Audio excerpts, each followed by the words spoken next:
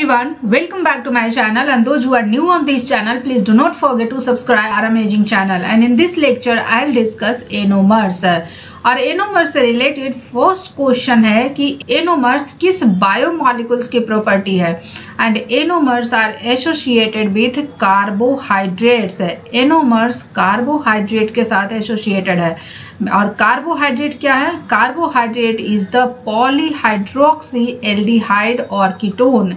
Carbohydrates are polyhydroxyaldehyde or ketone, and those substances which gives polyhydroxyaldehyde and ketone on their hydrolysis. And carbohydrates are basically monomers of monosaccharide. Carbohydrate की unit क्या होती है? Monosaccharide. Means carbohydrate काफी सारे monosaccharide से बने होते हैं और मोनोसैकराइड ग्लाइकोसिडिक बॉन्ड से ज्वाइंट होते हैं। मोनोसैकराइड्स की अगर बात करें तो मोनोसैकराइड्स को दो ग्रुप में डिवाइड किया गया है। First one is aldoses and second one is the ketoses. Aldoses and ketoses में क्या डिफरेंस है? एल्डोजेज में एल्डिहाइड फंक्शनल ग्रुप होता है, जबकि कीटोजेज में कीटोन फंक्शनल ग्रुप होते हैं। और दोनों में कॉमन यह है कि दोनों में कार्बोनाइल कार्बन होते हैं, बट एल्डोजेज में जो कार्बोनाइल कार्बन होते हैं वो टर्मिनल कार्बन पे होते हैं, जबकि कीटोजेस में जो कार्बोनाइल कार्बन होते हैं वो इंटरमीडिएट कार्बन पे होते हैं।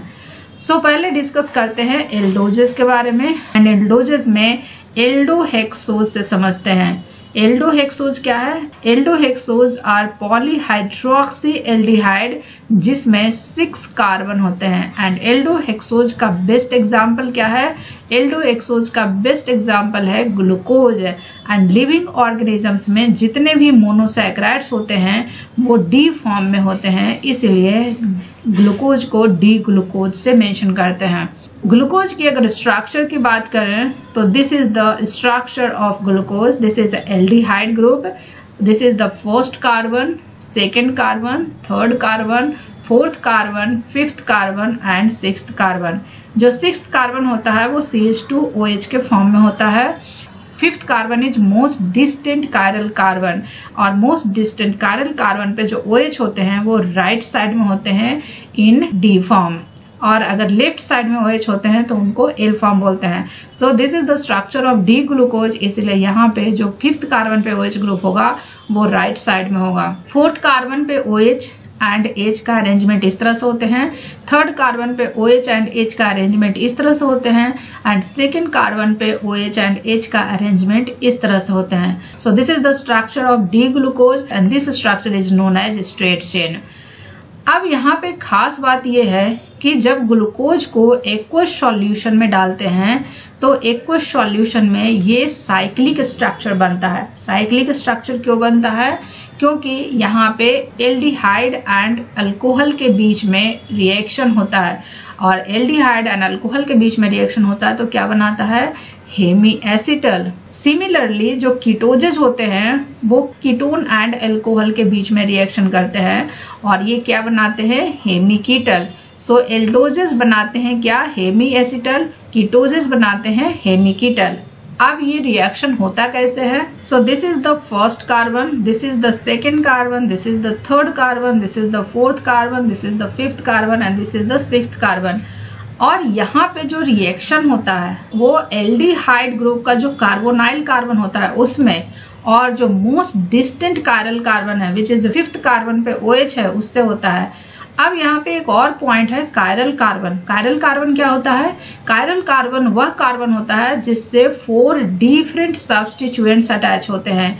मीन्स जिस कार्बन से 4 different types of substituent attach होते हैं उस कार्बन को कायरल कार्बन बोलते हैं।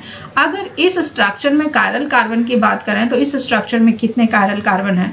स्टार्ट करते हैं फर्स्ट नंबर से। फर्स्ट कार्बन की अगर बात करें तो इस पे सिर्फ और सिर्फ 3 सब्स्टिट्यूएंट्स अटैच है, इसीलिए ये कायरल कार्बन नहीं है। सेकेंड कार्बन की अगर बात करें तो इस पे 4 डिफरेंट सब्स्टिट्यूएंट्स अटैच हैं, इसलिए ये कायरल कार्बन है। थर्ड कार्बन भी कायरल कार्बन है, फोर्थ कार्बन भी कायरल कार्बन है, फिफ्थ कार्बन भी कायरल कार्बन है, बट सिक्स्थ कार्बन जो है वो कायरल कार्बन नहीं है क्योंकि इस पे 2 हाइड्रोजन अटैच हैं जो कि सिमिलर ग्रुप है और कायरल कार्बन के क्राइटेरिया को फुलफिल नहीं कर रहा है, इसलिए सिक्स्थ कार्बन जो है वो कायरल कार्बन नहीं है। तो टोटल कितने कायरल कार्बन हुए? डी ग्लूकोज का जो स्ट्रेट चेन स्ट्रक्चर है उसमें टोटल 4 कायरल कार्बन है। कितने कायरल कार्बन है? 4 कायरल कार्बन है। अब यहाँ पे कंडीशन ये है कि अल्कोहल और एल्डिहाइड के बीच में जो रिएक्शन होता है, इसमें एल्डिहाइड का कार्बोनाइल ग्रुप यूज होता है एंड जो मोस्ट डिस्टेंट कायरल कार्बन है उसका OH ग्रुप यूज होता है। और मोस्ट डिस्टेंट कायरल कार्बन कौन सा है? 5th carbon. सो OH पे क्या होता है? OH पे लोन पेयर इलेक्ट्रॉन होता है और ये लोन पेयर इलेक्ट्रॉन जो है ये न्यूक्लियोफाइल की तरह काम करता है। और न्यूक्लियोफाइल क्या करता है? कार्बोकैटायन पे अटैक करता है। कार्बोकैटायन कहाँ से आएगा? ये जो कार्बोनाइल कार्बन है एल्डिहाइड ग्रुप का, इसमें ये जो ऑक्सीजन है, ये this oxygen is more electronegative than carbon, इसलिए इस बॉन्ड का इलेक्ट्रॉन अपनी तरफ अट्रैक्ट करने की कोशिश करता है और अपने ऊपर डेल्टा माइनस चार्ज डेवलप करता है। और जब ऑक्सीजन पे डेल्टा माइनस चार्ज डेवलप होगा तो कार्बन पे क्या चार्ज डेवलप होगा? कार्बन पे डेल्टा प्लस चार्ज डेवलप होगा and this carbon acts as carbocation. अब ये ऑक्सीजन का लोन पेयर इलेक्ट्रॉन कार्बन पे अटैक करता है और एक सिंगल कोवैलेंट बॉन्ड बनाता है। बट जब ऑक्सीजन कार्बन से बॉन्ड बनाएगा तो कार्बन पे टोटल नंबर ऑफ बॉन्ड कितने हो जाएंगे? 5, 2, 3, 4 एंड 5। बट कार्बन पे 5 बॉन्ड अनस्टेबल होता है, तो ये अपने आप को स्टेबल करेगा। स्टेबल कैसे करेगा? ये कार्बन का बॉन्ड जो है डबल बॉन्ड, उसका एक बॉन्ड का इलेक्ट्रॉन ऑक्सीजन पे शिफ्ट हो जाएगा और ये 2 इलेक्ट्रॉन और माइनस चार्ज बनाएगा। एंड यहाँ पे जो H है, ये H सॉल्यूशन में रिलीज हो जाएगा H+ के फॉर्म में और ये H+ इस ऑक्सीजन से बाइंड करेगा और क्या बनाएगा? ये बनाएगा OH। तो यहाँ पे स्ट्रक्चर कुछ इस तरह से हो जाएगा। सो this is the first carbon, this is the second carbon, this is the third carbon, this is the 4th carbon, 5th carbon and 6th carbon. 6th carbon हमेशा CH2OH होगा। अब यहाँ पे बॉन्ड किसके किसके बीच बना है? 1st carbon and 5th carbon के बीच में ऑक्सीजन बॉन्ड बना है and this is the hemiacetal form. And the 1st carbon पे OH इस तरफ होंगे, H इस तरफ होंगे, 2nd कार्बन पे OH and H, 3rd carbon पे H and OH, 4th carbon पे OH and H। So this is the cyclic structure. ये क्या बनाया? ये साइक्लिक स्ट्रक्चर बनाया। अब इस केस में ये हेमी एसिटल का फॉर्मेशन हुआ है और हेमी एसिटल किस कार्बन के थ्रू बना है? इस कार्बन के थ्रू। यहाँ पे जो कार्बोनाइल कार्बन है वो हेमी एसिटल का फॉर्मेशन किया है, इसीलिए इसको हेमी एसिटल कार्बन बोलते हैं। क्या बोलते हैं? इसको हेमी एसिटल कार्बन बोलते हैं। यहाँ पे एक इम्पॉर्टेंट पॉइंट ये है कि जो हेमी एसिटल कार्बन पे OH ग्रुप है, ये राइट साइड में भी हो सकता है, लेफ्ट साइड में भी हो सकता है। अगर इसका प्रॉपर स्ट्रक्चर ड्रॉ करें तो वो स्ट्रक्चर कुछ इस तरह से आएंगे। जो साइक्लिक स्ट्रक्चर, उसमें कितना मेंबर है? 1, 2, 3, 4, 5 एंड 6, टोटल 6 मेंबर है जिसमें एक ऑक्सीजन है। So this is the 1st carbon, this is the 2nd carbon, 3rd carbon, 4th carbon and 5th carbon. 1st carbon पे जो है क्या है? H and OH। 2nd carbon पे क्या है? H and OH। 3rd carbon पे OH and H, 4th carbon पे H and OH and 5th carbon पे H एंड 6th कार्बन है CH2OH। सो इस टाइप का कुछ स्ट्रक्चर बना है। अब ये जो 1st नंबर का कार्बन है, ये कौन सा कार्बन है? ये हेमी एसिटल कार्बन है एंड ये कार्बोनाइल कार्बन भी है। ये जो हेमी एसिटल कार्बन है, इस पे OH नीचे भी हो सकता है, OH ऊपर भी होगा। अगर OH ऊपर होगा तो स्ट्रक्चर कुछ इस तरह से होगा। This is 6 member cyclic structure. This is OH, H, H, OH, OH, H, यहाँ पे फिक्स होता है HOH, यहाँ पे H, यहाँ पे CH2OH है। सो अब यहाँ पे डिफरेंस दोनों में क्या है? डिफरेंस सिर्फ एक है कि इस हेमी एसिटल कार्बन पे जो H है नीचे की तरफ है, इसमें H ऊपर की तरफ है। अब इसके कॉन्फ़िगरेशन को डिफाइन करने के लिए एक रेफरेंस कार्बन चूज किया गया है। क्या करते हैं? रेफरेंस कार्बन चूज करते हैं। और वो रेफरेंस कार्बन कौन सा है? Reference carbon is the most distant chiral carbon. Reference carbon क्या है? मोस्ट डिस्टेंट कायरल कार्बन जिन पे OH ग्रुप हो। मीन्स वैसा मोस्ट डिस्टेंट कायरल कार्बन जिसपे OH ग्रुप हो। अब मोस्ट डिस्टेंट कायरल कार्बन कौन सा है जिसपे OH ग्रुप है, और ये क्लियर होगा इस स्ट्रक्चर से। So this is the first carbon, this is the second carbon, third carbon, fourth carbon, fifth carbon, sixth carbon. और मोस्ट डिस्टेंट कार्बन किससे? Most distant carbon hemiacetal carbon से। और क्योंकि ये हेमी एसिटल कार्बन है तो इससे most distant carbon कौन है? मोस्ट डिस्टेंट कार्बन CH2OH है, बट ये कायरल कार्बन नहीं है, इसलिए इसको कंसिडर नहीं करेंगे। अब इसके बाद आते हैं फिफ्थ कार्बन पे, और फिफ्थ कार्बन कायरल कार्बन है बट इस पे OH ग्रुप अटैच नहीं है, इसीलिए इसको भी कंसिडर नहीं करेंगे। अब इसके बाद आते हैं नेक्स्ट कार्बन पे। ये कार्बन कायरल कार्बन है और इस पे OH भी अटैच है, और ये कितने नंबर का कार्बन है? First, second, third, fourth. So fourth number carbon is most distant chiral carbon जिसपे OH ग्रुप अटैच है, तो इस कार्बन को रेफरेंस मानते हैं। मीन्स फोर्थ कार्बन पे जो OH ग्रुप है उसको रेफरेंस मानते हैं। अगर फोर्थ कार्बन पे जो OH ग्रुप है उसका साइड और हेमी एसिटल कार्बन पे जो OH ग्रुप है वो ये दोनों OH ग्रुप एक साइड में है, ये दोनों ग्रुप अगर सेम साइड में है तो इसको क्या बोलेंगे? इसको अल्फा कॉन्फ़िगरेशन बोलेंगे। लेकिन अगर फोर्थ कार्बन पे OH group and hemiacetal carbon पे OH ग्रुप दोनों डिफरेंट साइड में है तो उसको क्या बोलेंगे? डिफरेंट साइड में अगर OH ग्रुप है तो उसको क्या बोलेंगे? उसको बीटा कॉन्फ़िगरेशन बोलेंगे। अब यहाँ पे एक और इम्पॉर्टेंट पॉइंट है, ये जो हेमी एसिटल का फॉर्मेशन हुआ है ये फॉर्मेशन हुआ है किस तरह का अरेंजमेंट से? इंट्रामोलिकुलर अरेंजमेंट से हुआ है। इंट्रामोलिकुलर हेमी एसिटल फॉर्मेशन है, और इंट्रामोलिकुलर हेमी एसिटल फॉर्मेशन से क्या कुछ चेंजेस आया है? And the answer is yes. और वो क्या चेंजेस आया है? वो चेंजेस आया है नंबर ऑफ कायरल कार्बन में। अगर इस साइक्लिक स्ट्रक्चर में कायरल कार्बन की बात करें तो first one is also chiral carbon, second carbon is also chiral carbon, third carbon is also chiral carbon, fourth carbon is also chiral carbon and fifth carbon is also chiral carbon. तो cyclic structure में total chiral carbon की संख्या कितनी हो गई? Total chiral carbon का number 5 हो गया, जबकि स्ट्रेट चेन में कायरल कार्बन कितना था? 4।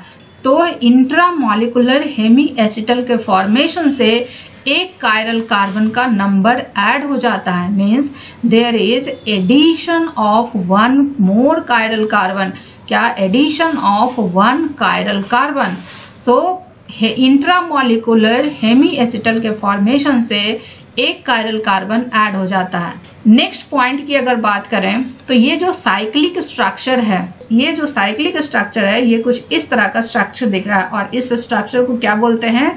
और ये कितने मेंबर का रिंग है? ये भी 6 मेंबर रिंग है, and this is also 6 member ring. So 6 member cyclic structure जो मोनोसैकेराइड्स के होते हैं उनको क्या बोलते हैं?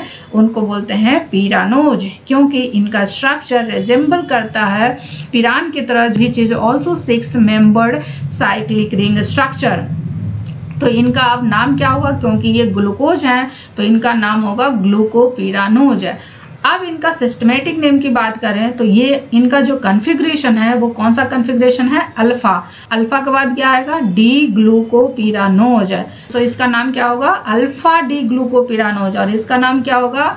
Beta D glucopyranose. Next important point, alpha D glucopyranose and beta D glucopyranose में सब कुछ सेम है, डिफरेंट क्या है? डिफरेंट है सिर्फ और सिर्फ हेमी एसिटल कार्बन एटम का अराउंड कॉन्फ़िगरेशन डिफर कर रहा है, और वैसा शुगर जो सिर्फ और सिर्फ डिफर करता है configuration around the hemiacetal carbon. और इनको क्या बोलते हैं? इनको बोलते हैं anomers. So anomers are isomers which differ in configuration only around the hemiacetal carbon. और इस हेमी एसिटल कार्बन को एक और नाम देते हैं, इनको देते हैं एनोमेरिक कार्बन। इसको क्या बोलते हैं? एनोमेरिक कार्बन भी बोलते हैं। So this is all about anomers of aldohexose, specially glucose. Now coming to the ketoses. Ketoses में किस तरह का अरेंजमेंट होता है? कीटोजेज की अगर बात करें तो कीटोजेज में स्पेसिफिकली कीटोहेक्सोज से समझते हैं, एंड कीटोहेक्सोज का बेस्ट एग्जांपल क्या है? कीटोहेक्सोज का बेस्ट एग्जांपल है फ्रुक्टोज। और लिविंग ऑर्गेनिजम्स में जितने भी मोनोसैकेराइड्स होते हैं वो डी फॉर्म में होते हैं, इसलिए यहाँ पे डी फ्रुक्टोज है। डी फ्रुक्टोज की अगर स्ट्रक्चर की बात करें तो डी फ्रुक्टोज भी 6 कार्बन का होता है। So this is the first carbon CH2OH के फॉर्म में होता है। Second carbon is carbonyl carbon, third carbon, fourth carbon, fifth carbon and sixth carbon. Sixth carbon भी CH2OH के फॉर्म में ही होता है। फिफ्थ कार्बन की अगर बात करें तो फिफ्थ कार्बन पे जो OH ग्रुप होते हैं वो राइट साइड में होते हैं क्योंकि ये डी फॉर्म है। फोर्थ कार्बन की बात करें सो this is the fourth carbon. Third carbon की अगर बात करें तो इस पे H और OH का अरेंजमेंट कुछ इस टाइप का होता है और इस केस में भी सेम रिएक्शन होगा। यहाँ पे रिएक्शन किसके बीच होगा? यहाँ पे रिएक्शन होगा कीटोन एंड अल्कोहल के बीच में। कीटोन में क्या है? कार्बोनाइल ग्रुप है और अल्कोहल में क्या है? OH ग्रुप है। तो अब सवाल यहाँ पे ये है कि यहाँ पे जो कार्बोनाइल ग्रुप है वो कौन से कार्बन के अल्कोहल से रिएक्शन करेगा? वो रिएक्शन करेगा मोस्ट डिस्टेंट कायरल कार्बन के अल्कोहल से और मोस्ट डिस्टेंट कायरल कार्बन का अल्कोहल कौन सा है? Fifth carbon. सो यहाँ पे जो ये कार्बोनाइल ग्रुप है ये कार्बोनाइल ग्रुप रिएक्ट करेगा दिस कार्बन के OH ग्रुप से। यहाँ पे कायरल कार्बन की अगर बात करें, this is not a chiral carbon, this is also not a chiral carbon, but this is a chiral carbon, this is also a chiral carbon, this is also a chiral carbon, but this is not a chiral carbon. तो D fructose के case में total chiral carbon की संख्या कितनी है? Total chiral carbon का number है total 3। अब ये जो रिएक्शन करेगा वो किस तरह से बॉन्ड बनाएगा? ये बॉन्ड बनाएगा इससे कार्बोनाइल कार्बन के कार्बन से। तो बॉन्ड बनाएगा तो वो किस तरह का स्ट्रक्चर बनाएगा? कुछ इस तरह का स्ट्रक्चर आएगा। CH2OH, C, fourth carbon, fifth carbon and sixth carbon. Sixth carbon is CH2OH and यहाँ पे सेकेंड कार्बन पे कार्बोनाइल कार्बन है तो ये ऑक्सीजन से बॉन्ड बनाएगा इस तरह से। अब कार्बोनाइल कार्बन का जो ऑक्सीजन था वो OH के फॉर्म में हो जाएगा। यहाँ पे HOH का अरेंजमेंट कुछ इस तरह होगा, यहाँ पे HOH का अरेंजमेंट कुछ इस तरह से होगा। And this is the hydrogen. ये जो स्ट्रक्चर बना इसमें क्या हुआ? ये जो स्ट्रक्चर बना this is intramolecular hemiketal formation. ये क्या है? Intramolecular hemiketal formation. ये इंट्रामॉलिक्यूलर हेमीकीटल है और इंट्रामॉलिक्यूलर हेमीकीटल में जो ये कार्बन है कार्बोनाइल कार्बन, इसको हेमीकीटल कार्बन बोलते हैं। क्या बोलते हैं? इसको हेमीकीटल कार्बन बोलते हैं। और हेमीकीटल कार्बन से जो मोस्ट डिस्टेंट कायरल कार्बन है जिसपे OH ग्रुप है वो कौन सा है? वो फोर्थ नंबर कार्बन है। यहाँ पे अगर कायरल कार्बन की बात करें, this is not a chiral carbon, this is a chiral carbon क्योंकि इसमें 4 डिफरेंट सब्स्टिट्यूएंट्स अटैच हैं। ये भी कायरल कार्बन है, ये भी कायरल कार्बन है, ये भी कायरल कार्बन है, बट ये कायरल कार्बन नहीं है। तो ये साइक्लिक स्ट्रक्चर में कितना कायरल कार्बन हुआ? टोटल कायरल कार्बन 4 हुए। इनके स्ट्रेट चेन में कितने कायरल कार्बन थे? 3। मीन्स यहाँ पे एक कायरल कार्बन का एडिशन हुआ है। इसका मतलब क्या हुआ? चाहे वो इंट्रामॉलिक्यूलर हेमी एसिटल फॉर्मेशन हो या फिर इंट्रामॉलिक्यूलर हेमीकीटल फॉर्मेशन हो, वहां पे वो एक्वायर करता है एक एडिशनल कायरल कार्बन। क्या? वहां पे एक एडिशनल कायरल कार्बन एक्वायर करता है। So intramolecular hemiacetal formation and intramolecular hemiketal formation से एक एडिशनल कायरल कार्बन एक्वायर करता है। अब अगर इस साइक्लिक स्ट्रक्चर को प्रॉपर फॉर्म में रिप्रेजेंट करें तो वो स्ट्रक्चर कुछ इस तरह का स्ट्रक्चर दिखेगा। इस साइक्लिक स्ट्रक्चर में कितने मेंबर हैं? 1, 2, 3, 4 एंड 5। टोटल 5 मेंबर हैं जिसमें एक ऑक्सीजन है, मतलब इसमें 4 कार्बन है। So this is the carbon. Carbon पे क्या है? CH2OH, OH, H, OH, this is OH and H, this is CH2OH and this is H। अगर इस साइक्लिक स्ट्रक्चर को प्रॉपर वे में रिप्रेजेंट करें तो ये कुछ इस तरह का स्ट्रक्चर दिखेगा। ये 5 मेंबर्ड रिंग है, 5 मेंबर्ड में 4 कार्बन है एंड 1 ऑक्सीजन है। यहाँ पे आ जाएगा CH2OH, this is OH, this is OH and H, this is H and OH। यहाँ पे CH2OH हो जाएगा और यहाँ पे H हो जाएगा। इस साइक्लिक स्ट्रक्चर में जो ये कार्बन है दिस इज हेमीकीटल कार्बन। ये क्या है? ये हेमीकीटल कार्बन है और हेमीकीटल कार्बन पे OH या तो नीचे की साइड में रहेगा या तो ऊपर की साइड में रहेगा। ऊपर की साइड में रहेगा तो वो स्ट्रक्चर क्या बनाएगा? वो स्ट्रक्चर कुछ इस तरह का बनेगा। this is OH, this is CH2OH, this is OH, H, H, OH, CH2OH and H. सो अब इनका कॉन्फ़िगरेशन क्या होगा? इस हेमिकीटल कार्बन पे OH नीचे की तरफ है, इस हेमिकीटल कार्बन पे OH ऊपर की तरफ है. सो अभी हमने क्या डिस्कस किया था? इसके कॉन्फ़िगरेशन को डिसाइड करने के लिए एक रेफरेंस कार्बन लेते हैं, और वो रेफरेंस कार्बन क्या है? वो रेफरेंस कार्बन है most distant chiral carbon, most distant chiral carbon from carbonyl group, जो कि हेमी या हेमिकीटल कार्बन में कन्वर्ट हो जाता है, और वो मोस्ट डिस्टेंट कायरल कार्बन जिसपे OH ग्रुप है. तो इस केस में जो हेमिकीटल कार्बन है, इससे मोस्ट डिस्टेंट कार्बन कौन है जिसपे OH ग्रुप अटैच है? This is not a chiral carbon. ये कायरल कार्बन है लेकिन इस पे OH नहीं है, इसलिए इसको कंसीडर नहीं करेंगे.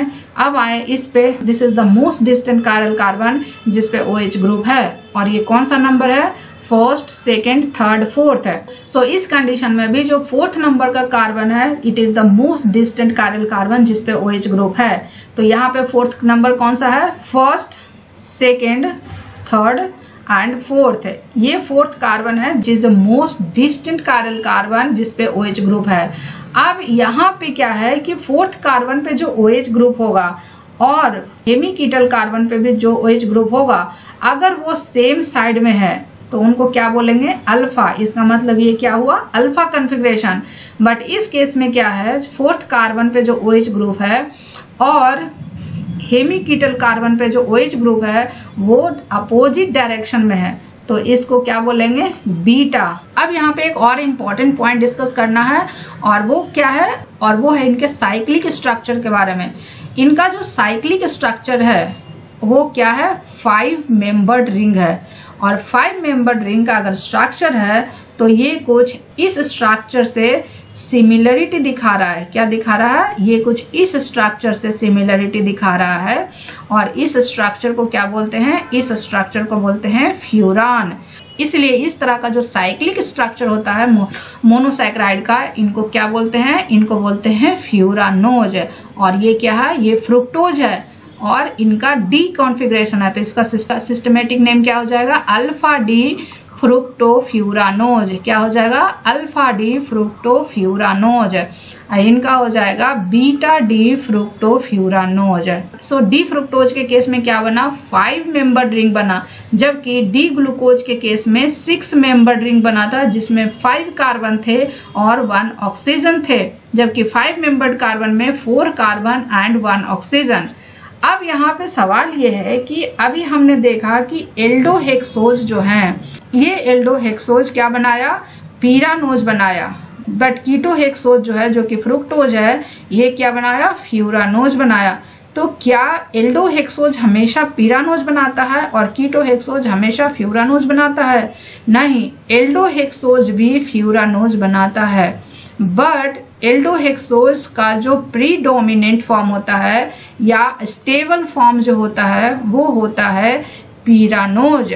लेकिन इसका मतलब ये नहीं है कि वो फ्यूरानोज नहीं बनाता है, वो फ्यूरानोज बनाता है. दूसरा इंपॉर्टेंट पॉइंट, अभी हमने क्या देखा? ग्लूकोज का 2 फॉर्म, एक तो अल्फा फॉर्म एंड दूसरा बीटा फॉर्म. अगर इनके स्ट्रक्चर ड्रॉ करें तो कुछ इस तरह से स्ट्रक्चर ड्रॉ होंगे. This is the H, OH, H, OH, OH, H, H, OH, CH2OH and H. This is the alpha D glucopyranose. ये क्या है? Alpha D ग्लूकोपीरानोज. सिमिलरली अगर दूसरा स्ट्रक्चर इसका ड्रॉ करें तो वो कुछ इस तरह का स्ट्रक्चर दिखेगा, और इस स्ट्रक्चर में जो हेमी एसिटल कार्बन है उस पे OH ऊपर की तरफ होगा और OH ऊपर की तरफ होगा. This is the OH, H, H, OH, H, CH2OH है. इस स्ट्रक्चर को क्या बोलेंगे? Beta D glucopyranose. So this is the alpha D glucopyranose and this is beta D glucopyranose. Alpha D क्यों बोलते हैं? क्योंकि इसका जो मोस्ट डिस्टेंट कायरल कार्बन पे OH है और हेमी एसिटल पे OH है, दोनों सेम साइड में है, इसलिए इसको अल्फा बोलते हैं. यहाँ पे जो मोस्ट डिस्टेंट कायरल कार्बन पे OH है और हेमी एसिटल पे OH है, ये दोनों अपोजिट डायरेक्शन में है, तो इसलिए इसको बीटा डी ग्लूकोपिरानोज बोलते हैं। अब यहाँ पे इंटरेस्टिंग पॉइंट ये है, ग्लूकोपिरानोज का जो अल्फा फॉर्म है एंड बीटा फॉर्म है, ये एक दूसरे से इंटर कन्वर्टिबल है। Means alpha form beta form बनाता है, बीटा फॉर्म अल्फा फॉर्म बनाता है। और इस प्रोसेस को क्या बोलते हैं? जिस प्रोसेस के थ्रू अल्फा बीटा फॉर्म में कन्वर्ट होता है एंड बीटा अल्फा फॉर्म में कन्वर्ट होता है, उस प्रोसेस को म्यूटा रोटेशन बोलते हैं। क्या बोलते हैं? म्यूटा रोटेशन। म्यूटा रोटेशन में क्या होता है? अल्फा फॉर्म बीटा फॉर्म में कन्वर्ट होता है, बीटा फॉर्म अल्फा फॉर्म में कन्वर्ट होता है। तो अब यहाँ पे सवाल है कि यहाँ दो सॉल्यूशन है और दोनों अलग अलग हैं। एक में अल्फा फॉर्म का है डी ग्लूकोज, एक में बीटा फॉर्म का डी ग्लूकोज है। तो क्या ये वाला हमेशा अल्फा में ही रहेगा और ये वाला हमेशा बीटा में ही रहेगा? नहीं, ये दोनों सॉल्यूशन में आपस में इंटर कन्वर्शन होगा और ये दोनों सॉल्यूशन कुछ समय के बाद एक इक्विलिब्रियम मिक्सचर बनाएगा। क्या बनाएगा? इक्विलिब्रियम मिक्सचर बनाएगा और दोनों में सेम कंपोजिशन होंगे। और वो क्या होंगे? जो 1/3 होगा वो अल्फा फॉर्म होगा, 2/3 होगा बीटा फॉर्म होगा। इसके अलावा small amount of linear chain भी होंगे, small amount of linear chain भी होंगे एंड इसके अलावा स्मॉल अमाउंट ऑफ फ्यूरानोज भी होंगे। क्या होंगे? फ्यूरानोज भी होंगे। इसका मतलब क्या हुआ कि alpha form and beta form inter convertible होते हैं और आफ्टर सम टाइम ये एक इक्विलिब्रियम मिक्सचर बनाएगा और इन दोनों का कंपोजिशन सेम होगा। कंपोजिशन के अलावा इनकी ऑप्टिकल प्रॉपर्टीज भी सेम हो जाएगी, जबकि alpha form and beta form की ऑप्टिकल प्रॉपर्टीज डिफरेंट है, लेकिन कुछ समय के बाद इन दोनों की ऑप्टिकल प्रॉपर्टीज सेम हो जाएगी। सो this is all about anomers and IIT JAM 2021 में एक क्वेश्चन आया है एनोमर से रिलेटेड, तो उसे देखते हैं। क्वेश्चन क्या कहता है? Which one of the following features और properties does glucose acquired through intramolecular hemiacetal formation. क्योंकि ये ग्लूकोज है और ग्लूकोज में जो कार्बोनाइल कार्बन होते हैं वो टर्मिनल कार्बन पे होते हैं, इसीलिए ये क्या बनाएगा? ये हेमी एसिटल का फॉर्मेशन करेगा। लेकिन अगर फ्रुक्टोज रहता तो वो हेमी कीटल बनाता। तो ये क्वेश्चन ये कर रहा है कि ग्लूकोज में वैसा कौन सा प्रॉपर्टी है जो इंट्रामॉलिक्यूलर हेमी एसिटल फॉर्मेशन के थ्रू एक्वायर करता है। ग्लूकोज का अगर लीनियर चेन का स्ट्रक्चर देखें तो it is the 6 number carbon compound. First one is the aldehyde group and sixth one is the CH2OH, OH, H, OH, H, H, OH, OH and H. So this is the linear chain structure of glucose molecule. अब यहाँ पे 4 property क्या क्या दिए हुए हैं। First one is the ability to function as a reducing agent. कोई भी मोनोसैकेराइड जो होता है वो रिड्यूसिंग एजेंट होता है और रिड्यूसिंग एजेंट होने का क्राइटेरिया क्या है?